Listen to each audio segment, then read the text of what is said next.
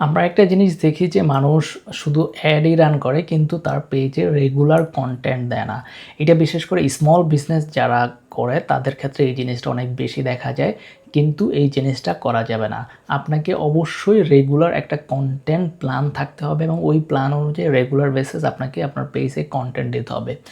Regular কন্টেন্টটা আপনাকে অনেক হেল্প করে। আমাদের উদাহরণই দিই আপনাকে, আমরা যখন কোনো মানুষ আমাদের অ্যাড দেখে, অ্যাড দেখা যখন আমার পেজে, আমার পার্সোনাল পেজে আসে, সে আমার কাস্টমার কিন্তু সে কিন্তু কনভার্ট হয় না। আমাদের এমন অনেক কাস্টমার কনভার্ট হয়েছে, সে বলছে যে ভাই আপনার কন্টেন্ট আমরা লাস্ট 1 মাস ধরে দেখতেছি, লাস্ট 15 দিন ধরে দেখতেছি বা 1 উইক ধরে দেখতেছি।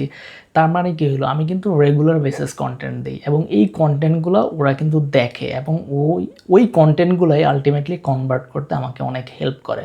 সো আপনারা যারা শুধুমাত্র অ্যাড চালান কিন্তু রেগুলার কন্টেন্ট দেন না, আপনারা কিন্তু এই জায়গাটা মিস করা যাবে না। আপনাকে রেগুলার কন্টেন্ট এবং ভ্যালুয়েবল কন্টেন্ট দিতে হবে, সো দ্যাট যারা অ্যাড দেখে আপনার কাছে আসবে কিন্তু কিনবে না, তারাও কিন্তু ওই কন্টেন্ট দেখতে দেখতে একটা সময় গিয়ে কিন্তু ওরা আপনার কাস্টমার হয়ে যাবে। সো এই জিনিসগুলো কিন্তু মিস করা যাবে না, রেগুলার কন্টেন্ট কন্টিনিউয়াসলি দিতে হবে।